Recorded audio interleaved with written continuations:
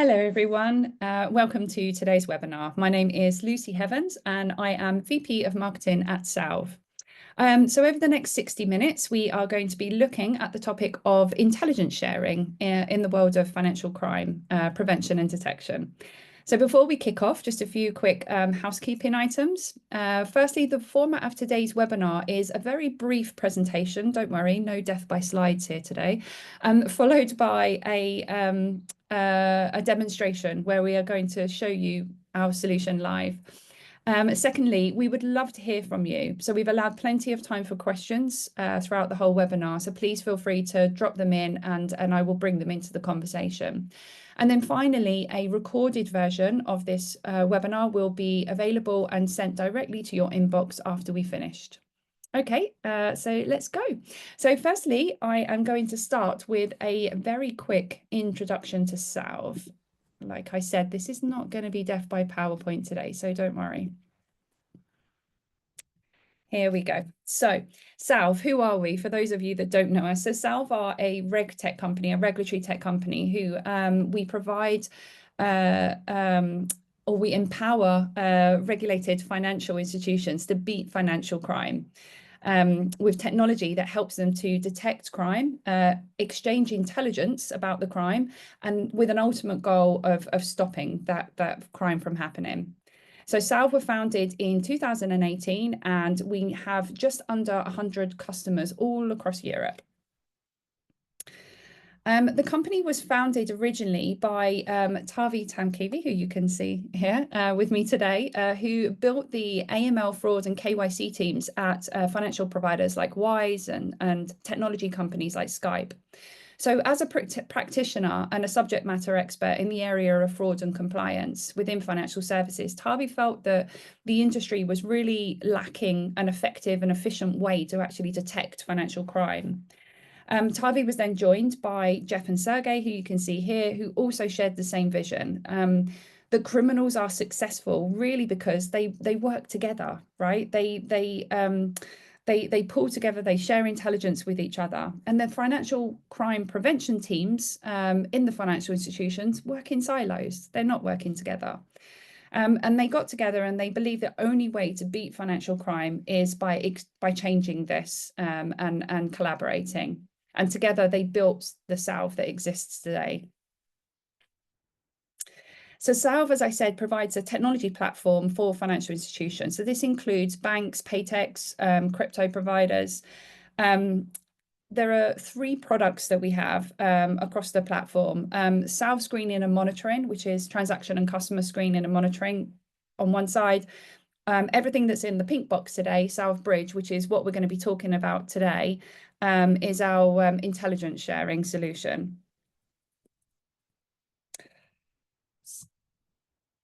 So I'm talking about intelligence sharing, but I'd like to quickly just cover the difference between intelligence, information, and data sharing. Intelligence sharing, you've probably heard this, or all of these terms actually, intelligence, information, and data sharing. You've probably heard all of these terms a lot at industry conferences or even during discussions within your own business. In financial services, there are basically 3 pillars that support effective crime fighting. You've got regulations on one side, you've got technology on the other, and then you've got people. The glue that kind of connects and pulls all of these together is knowledge, right? That's the thing that really makes them work. It's the knowledge. When it comes to knowledge, it's really easy to get lost in terms like data, information, intelligence, but they're really, really not the same thing. So data is raw. So think about a spreadsheet. Think about just numbers in a spreadsheet, sitting in a spreadsheet. It's unfiltered, just lots of names and numbers, like I said. Information is data that's been processed. So it makes those numbers and those names and all of those things in a spreadsheet a little bit more useful. So if you think about it in the context of financial crime, you're seeing a flagged transaction or an alert. So it's converting that data into something that's a bit more easy for you to understand. Intelligence, though, is what really matters. It's rich in context. It gives you an action. It gives you insight. It tells you what to do next. And in financial crime, intelligence is often what we're missing. And it's where humans can really add value, right? AI can do all of the data crunching, but it's the intelligence that we really need on top of that to be able to know what to do next. And this is important to understand because there are solutions out there that are offering the sharing of data. But this is usually after the fraud has been investigated and confirmed. And by this point, it's really much too late to recover stolen funds, for example, as by that point, the criminal has cashed out. So financial crime investigators within the stakeholder organizations like bank and the local police are experts in their roles, right? They're experienced. They have additional intelligence that they can add to that data that's already available. And this comes from, like I said, all of that experience and years that they've spent in their roles. It's this intelligence that we need to share really quickly because it gives us the best chance of stopping the fraudsters. The criminals are successful because they share that type of intelligence. They're good at their job, right? And they share that information or intelligence with each other. We need to do the same. Okay, I hear you now. Enough talking, Lucy. Just get on with the demo. So my colleague Katu and I are now going to walk you through an intelligence sharing journey so you can see exactly how an APP fraud or an account takeover scam can be stopped and how the funds can be recovered before it's too late. So I'd like to introduce you to somebody. This is Rebecca Williams. Rebecca is a customer of Midland Bank. Midland Bank, if anybody's as old as I am and they remember back in the day in the UK, we used to have a Midland Bank. So Rebecca has a great job. She has a senior role as an operations director in a startup company. So one day, Rebecca receives an email from Andy, her CEO. The CEO tells her that he's just about to close a deal with a new partner and he needs her to pay $17,000 from their company account. He provides a link to her, as you can see here, to click on to make the payment. He says he can't do it himself because unfortunately he's traveling, so he needs Rebecca to do this for him. So Rebecca clicks on the link, which takes her through to her bank account, and she tries to log on. But when she tries to log on, nothing happens. It's not going through to her bank. She isn't redirected. Little does she know in the background, fraudsters have now got access to her business banking account and they've taken over. So she tries on her mobile instead. And when she does that, she sees a message pop up, as you can see here, saying that she's been temporarily locked out of her business account. So she calls Andy, the CEO. He tells her, unfortunately, he never sent that email.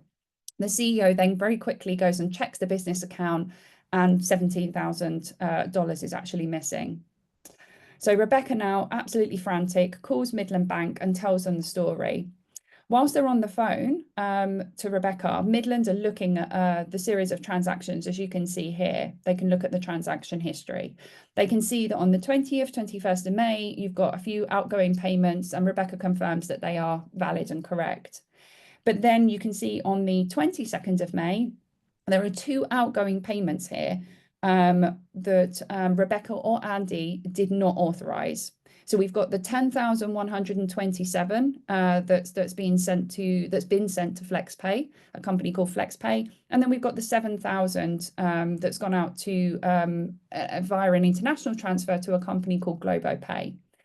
So Rebecca or Midland Bank actually need to get in contact with these two banks really, really quickly, with these two companies. They need to act fast. They need to stop these payments as quick as they can from moving, because once they leave FlexPay and GloboPay, you know, the criminal will then launder the money into various other accounts and we completely lose sight of it.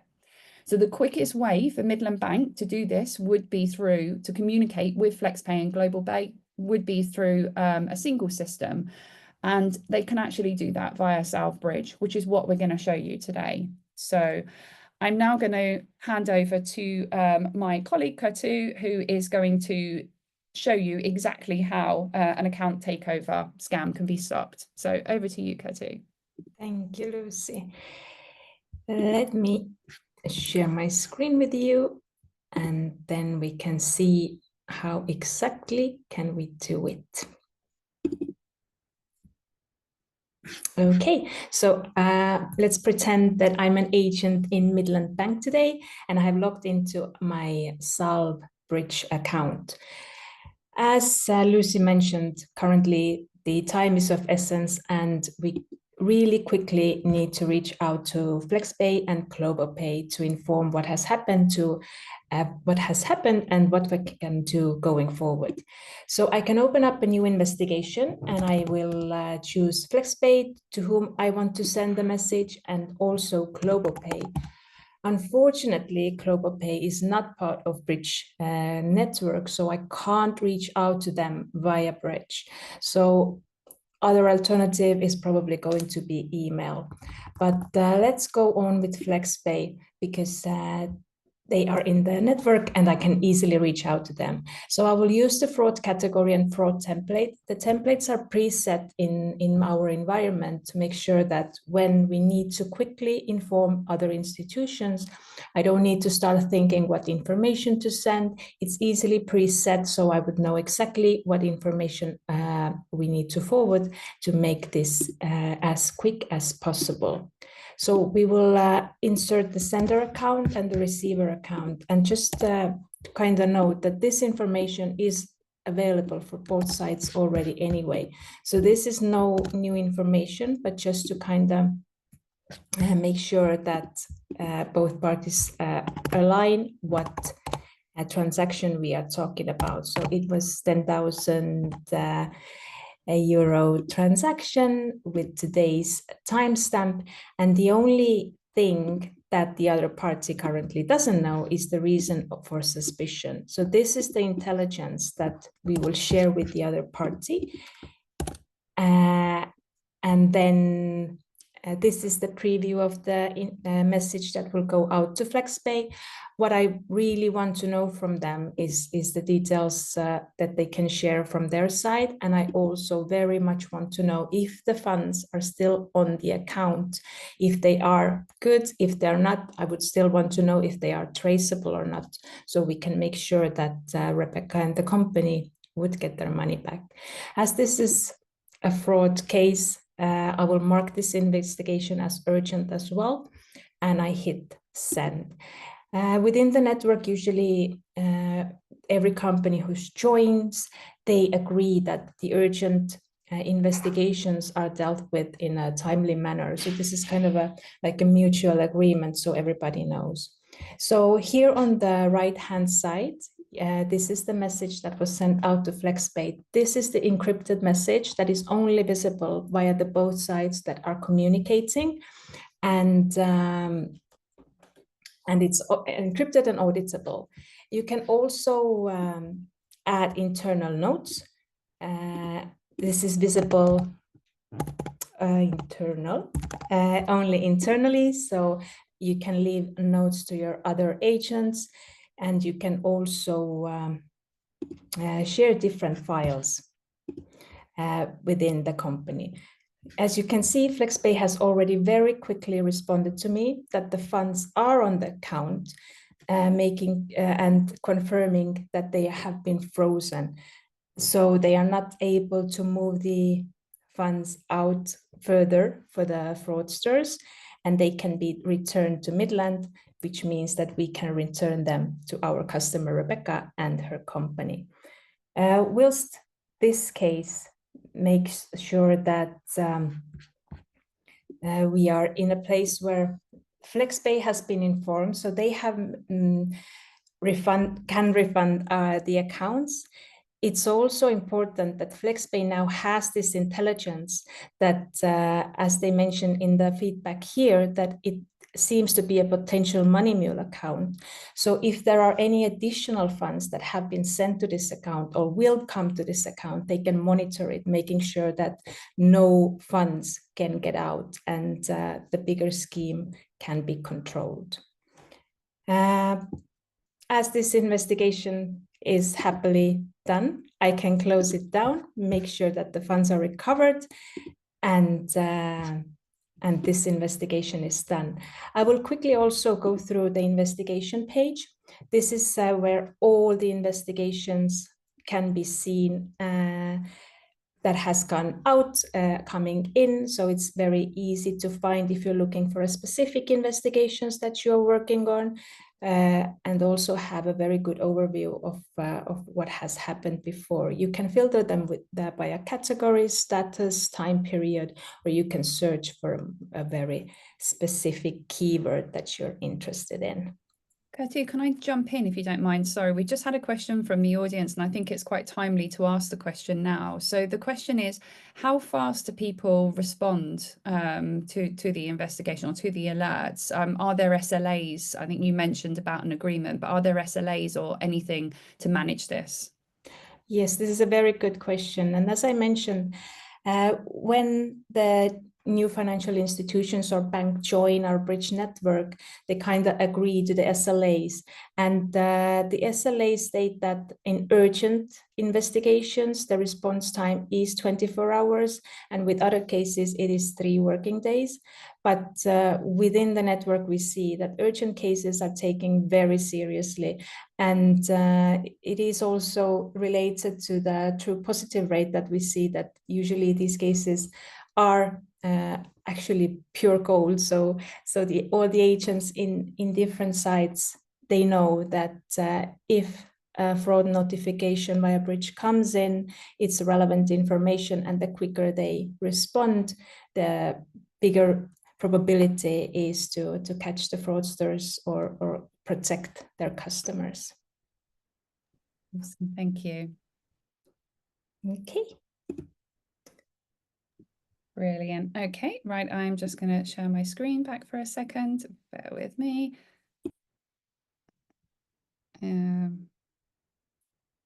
Oops, here we go.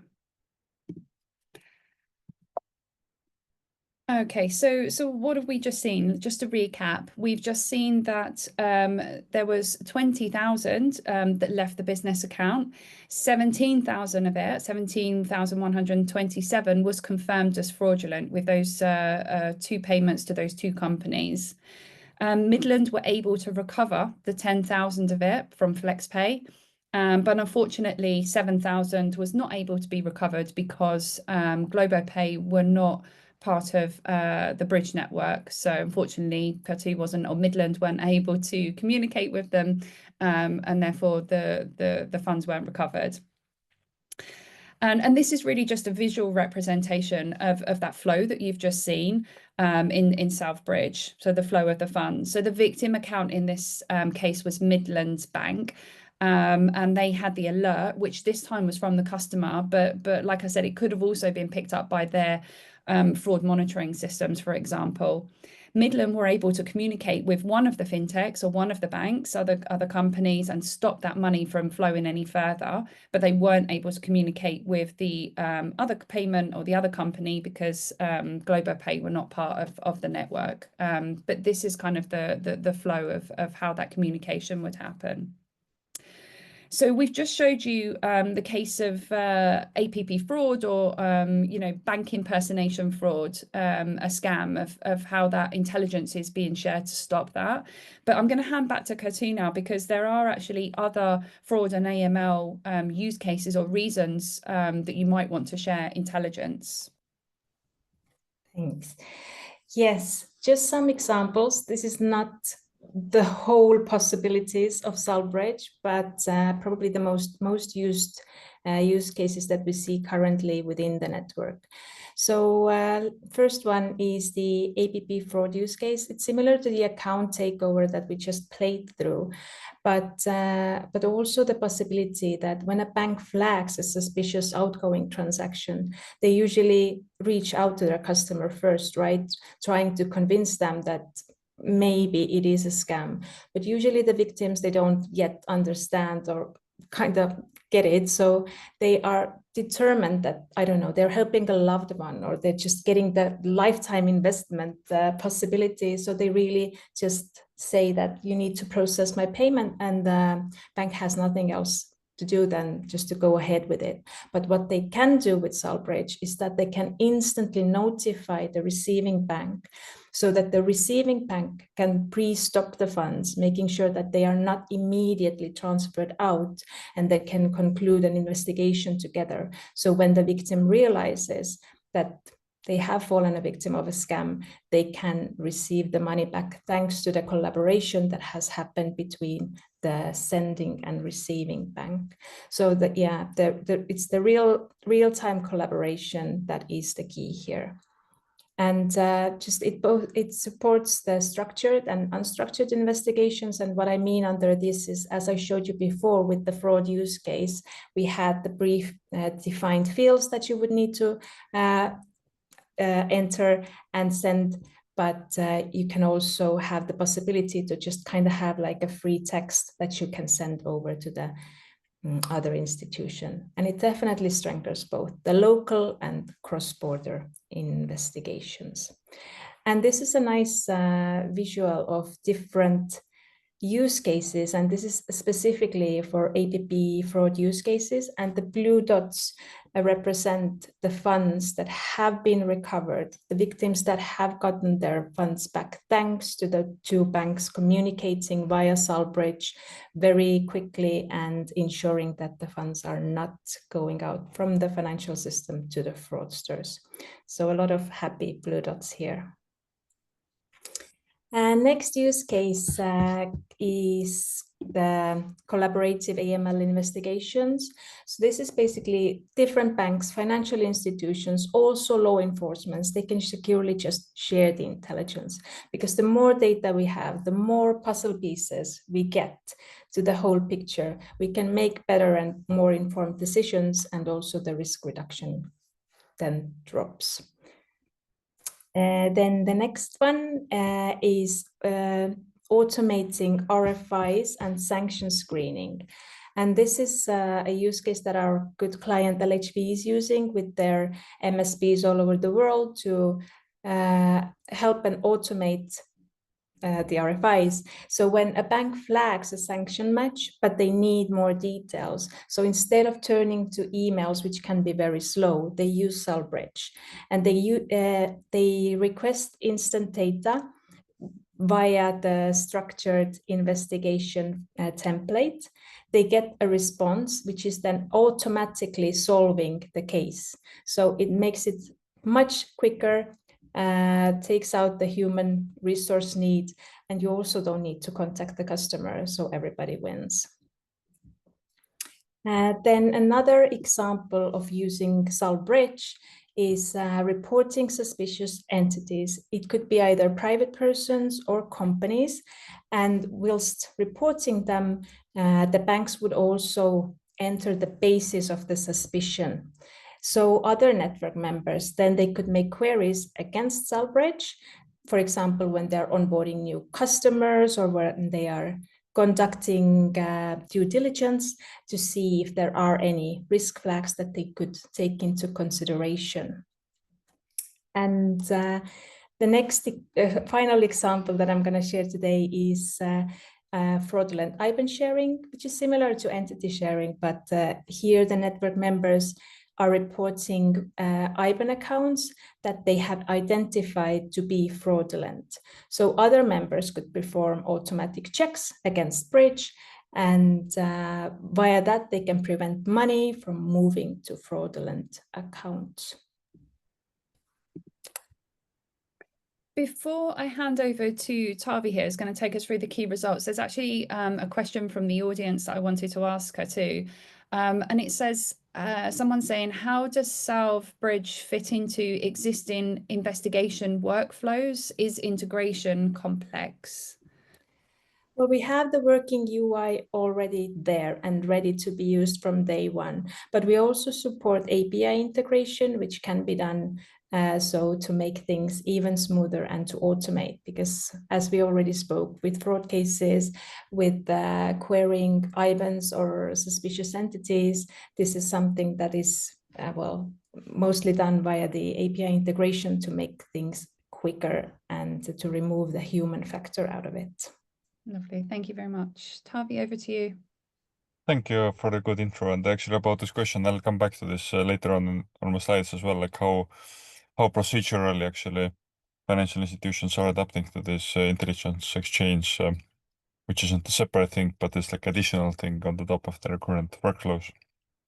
But just to recap what Kertu was saying, she was introducing several different use cases and went into detail with one of those.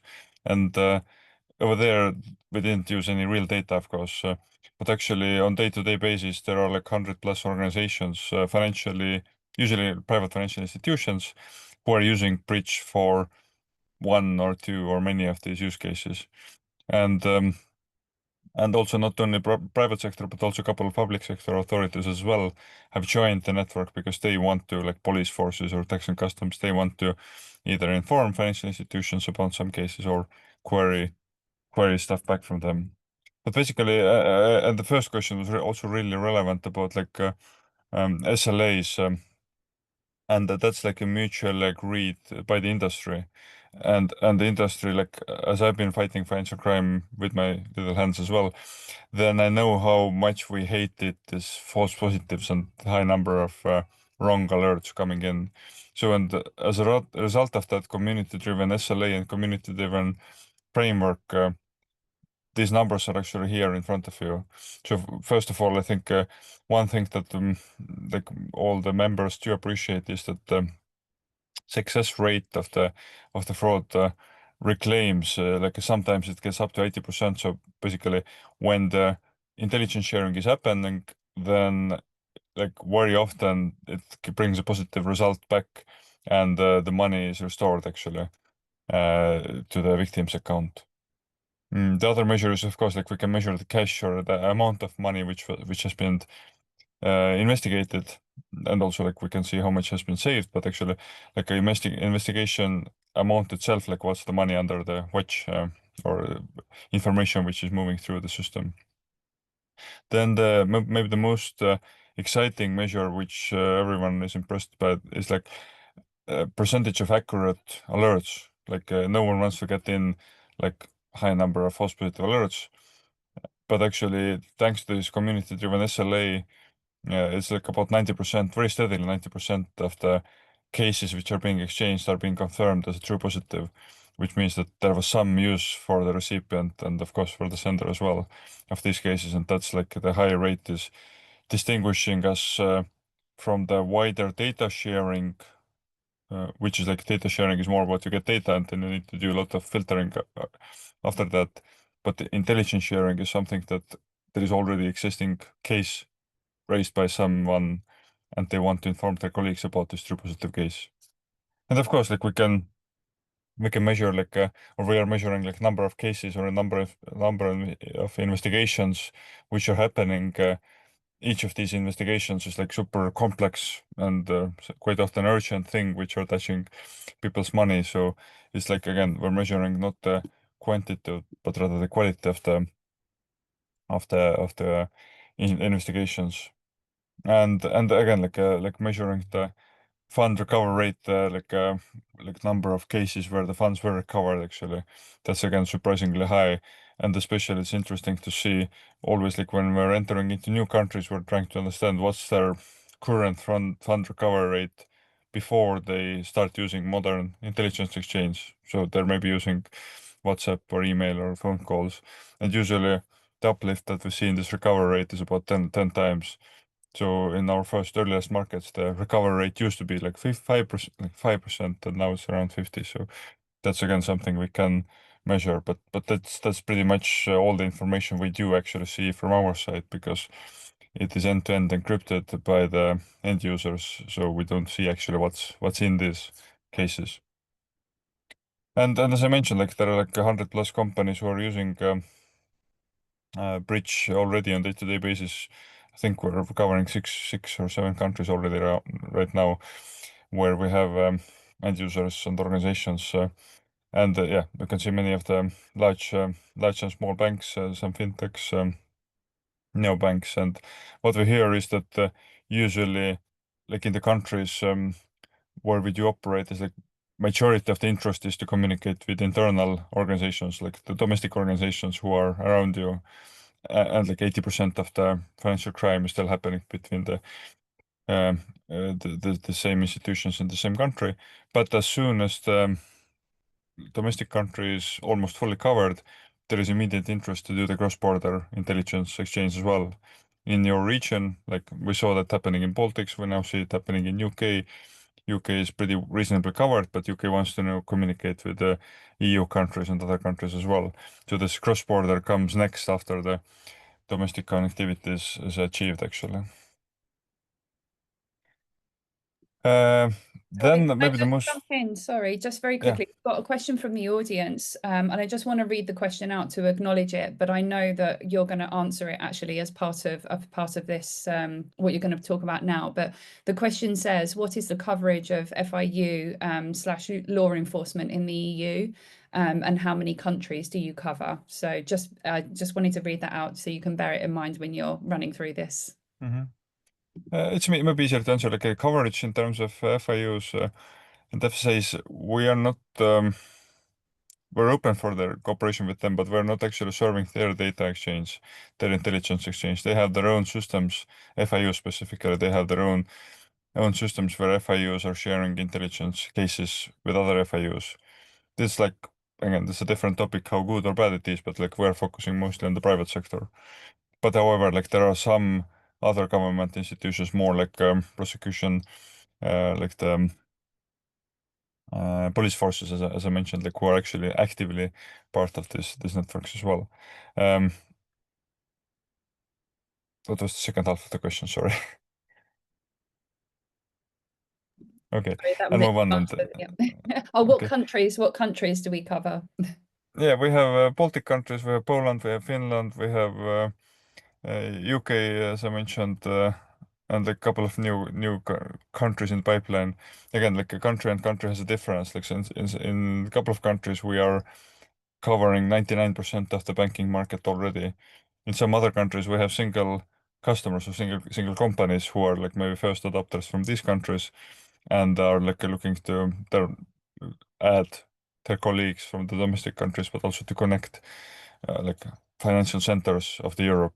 Like it's, again, we know that UK, London is financial center, Lithuania, Vilnius, and like many companies who are not in these countries actually want to connect with the companies who are from these countries. So this is like the single company interest builds this international data exchange.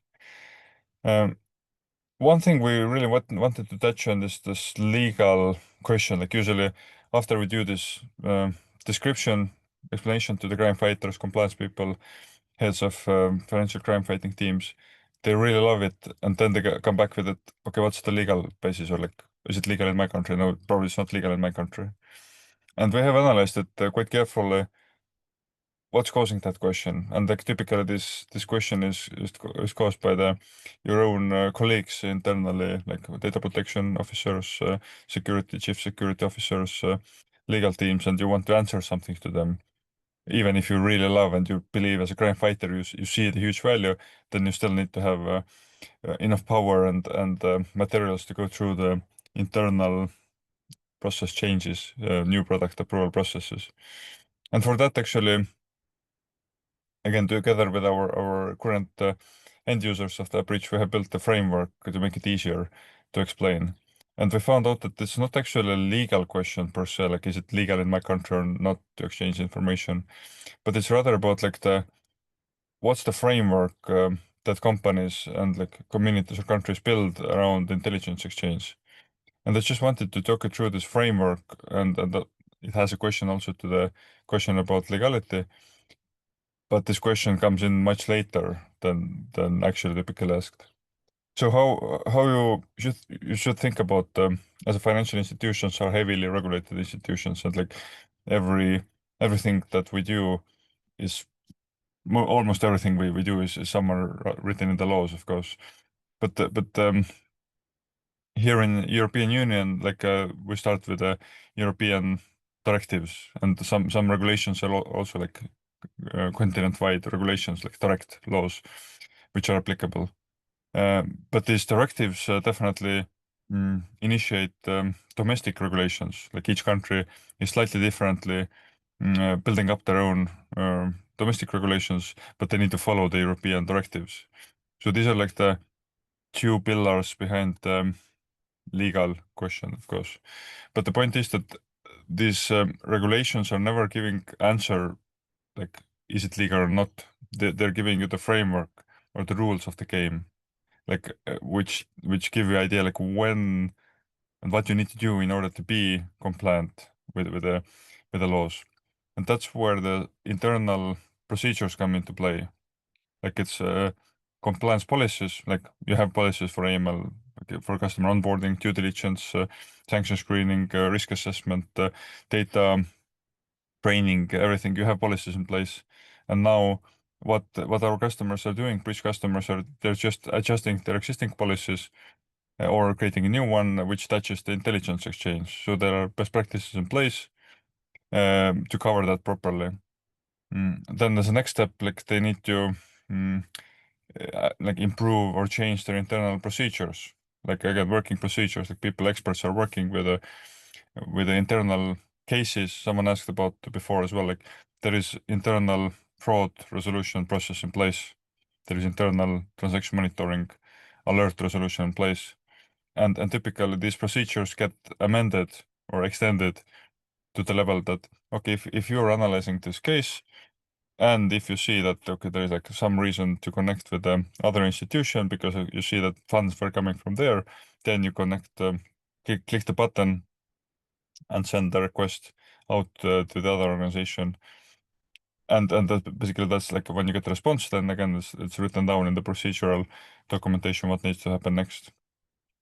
And the stage 5 is actually the product manual technology. Again, like you're using some product for that. In our case, people are using Bridge product.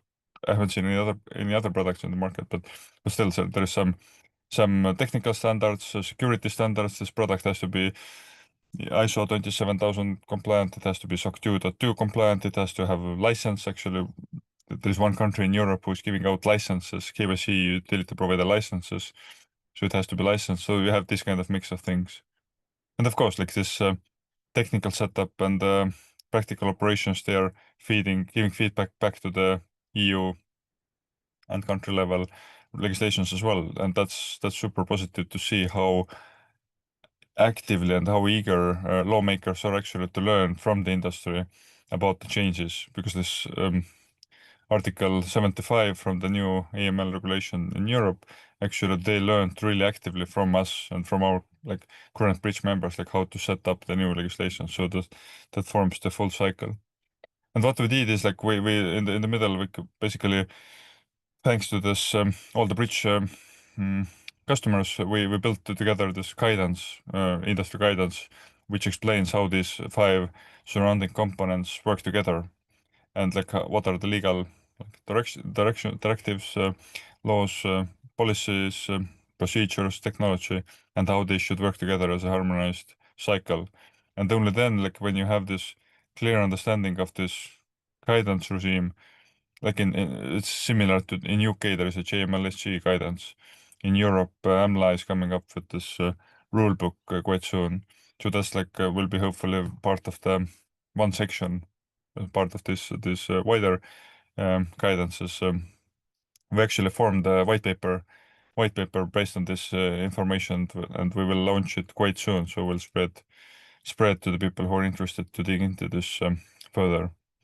And that now, like we're equipped to answer the legal basis question. Actually, if you think about this stages 1 and 2, then there are like 3 core legal pillars. I would say, like one is the AMLR, anti-money laundering regulation, like European-wide or domestic. There are direct laws which are stating that you need to stop financial crime. And again, there are lots of sub-paragraphs, of course, but the point is that your like job is to stop financial crime. In some countries, it's said directly that you can exchange intelligence with other institutions if needed.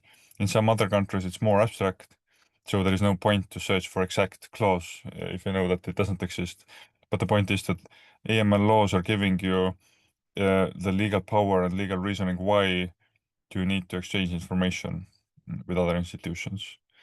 Then it's about GDPR. GDPR is about how, like, what are the rules of this data exchange, like how to minimize it, how to like document the reasoning behind, how to do the auditing, how to train your staff, how to control them.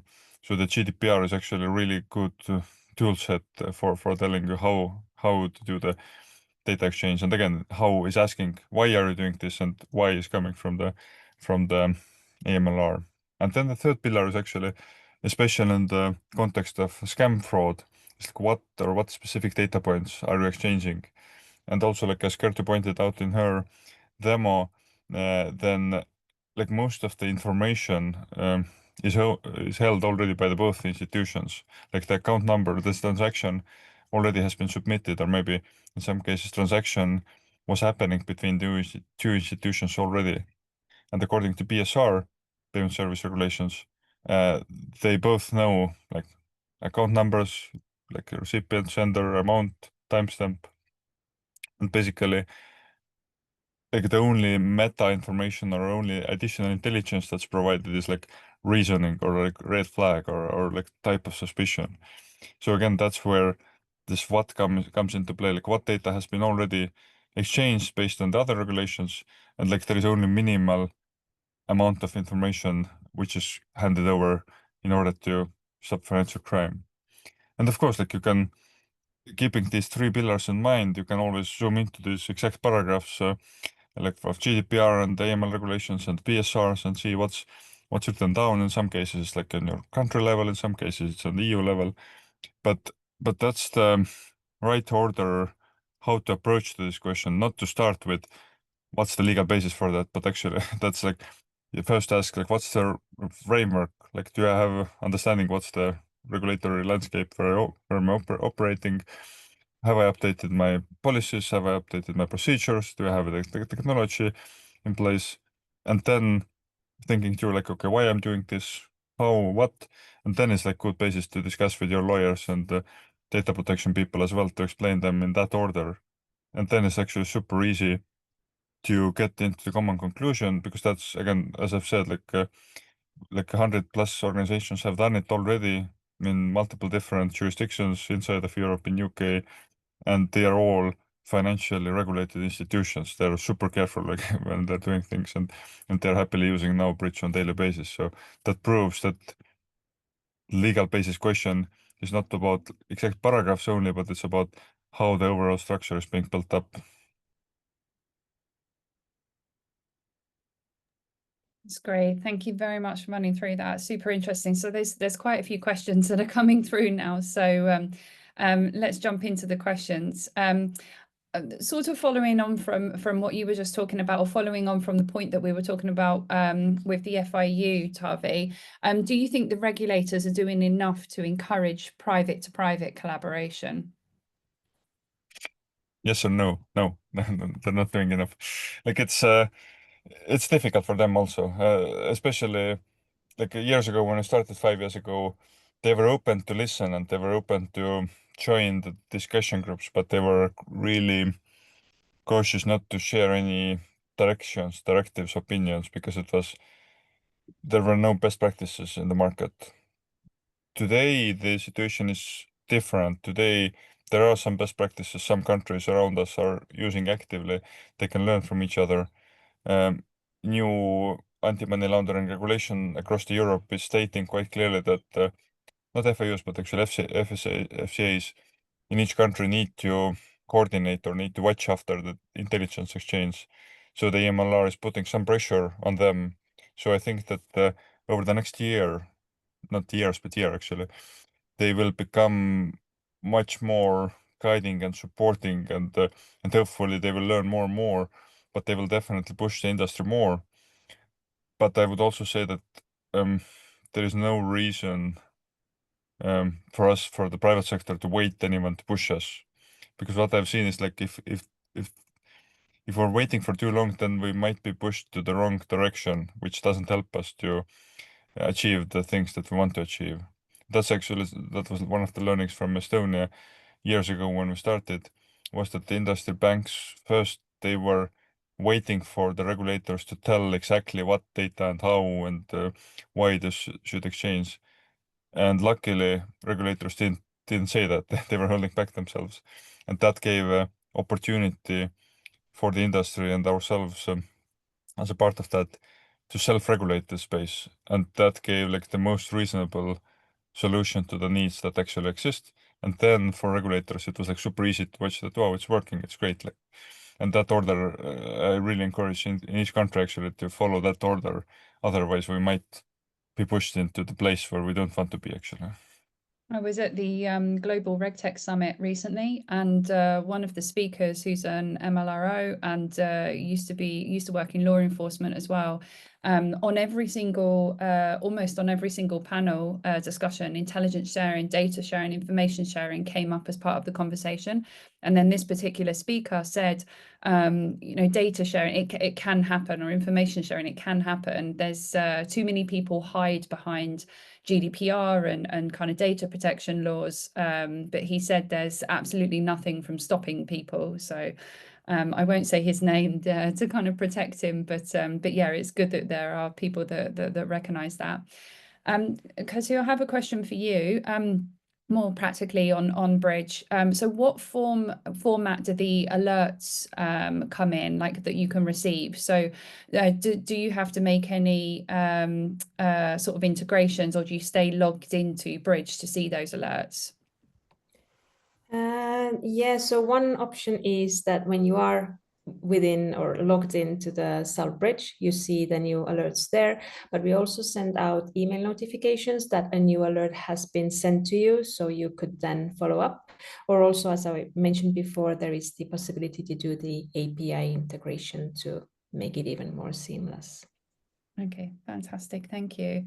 And then another question is, how does, I like this one, how does Salv ensure that intelligence shared is good quality and truly actionable? So it's not just like more noise or unverified data. So you were talking, Tavi, when you were going through the key results about the number of like true positives. How are existing customers ensuring that?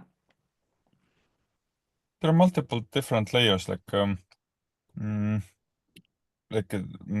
one is technology. Again, maybe that's not the start, but that's the end. But on technology level, it's these predefined fields and formats and explanations and the urgency levels and also measures and dashboards, to show the performance of each institution, like how many true positives and how many what's the portion of false positives. So that's kind of like a data and technology feedback that helps to ensure. The other part is purely documentary, when financial institutions, they are data controllers, we are data processor. When they sign an agreement with us, then the liabilities and duties are written down, in what occasions they can share data or not. And the third one is actually maybe the most powerful, is this community, and it has two dimensions. One is this, as I explained, this community agreed guidelines, SLA's terms, they have written down in there that, okay, if you're not quite sure, not too sure about crime, then don't report it and things like that. But also the community gatherings, physically people come together, especially in their own country, sometimes also internationally. They come together, they go through the common case studies, which were hosting there are some great motivational speakers. And these people are not only the team leads or super senior heads of compliance, but these are operational people who come together, the end users. And there's super exciting to see how they are nudging or pushing each other. And when some one bank, their alert accuracy rate was coming down, then their colleagues were saying that, come on, you should control yourself and be more focused on the high quality stuff. And after that, their quality performance went up actually. So that's different levels, the social and community aspect, legal framework, and contractual framework, and then the technology itself, and that has performed really well, as we see in the numbers as well. Yeah, I mean, it's I have to say it's something that I've witnessed as part of since I joined Salv sort of 18 months ago. But that community is really sort of key. We can provide the technology, but actually that community and the trust that they've built kind of between them I think is really special, and what makes it, what makes it work, basically.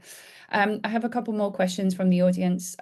We have one that says, with respect to the APP fraud case, the solution that we showcased is primarily used for securing or recovering the funds, the stolen funds. Are we doing anything to proactively identify APP fraud during or at the time that it's being perpetrated? Yeah, that's a good question. That's like part of the product development and innovation as well. And we do see that there is interest also to exchange intelligence and data points. Like that's more about data side of things, which as Gert also briefly mentioned in the end, there's like known like highly likely money mule account numbers. Like and like these account numbers might be detected by the bridge members themselves. Maybe the fraud hasn't happened yet, or maybe it has happened, but actually sharing these account numbers to prevent further fraud, like which hasn't yet happened through these accounts. But also we see more and more third-party providers or data gathering service providers who gather these like known money mule accounts or like from the dark web, from Telegram, from victims using AI systems, using people honeypots. So basically that's interesting side of the business. Like there is more and more data, and I've seen also that it's like not even dark web, but in Telegram actually there are like lists of like like data providers who are selling their accounts that they have stolen or they're controlling. And now our job is actually to get this data put into the Salv platform and deliver it to the end customers, financial institutions, in order to help them to prevent fraud. And we have seen also some customers are reporting it already that from the peers that they got to report about specific IBAN number, they have put this IBAN number into there wasn't anything happening in their bank with this number particularly at this point of time, but they put it into under the watch list. And 2 months later, this account number, which was on the watch list, it was triggered because someone was sending money to that, but it was automatically suspended. And it came out that it was actually a 50,000 euro deal, like transaction, which was meant to go through, but thanks to the fact that they got proactively informed about this particular one single data point, then actually this fraud didn't go through and it was stopped.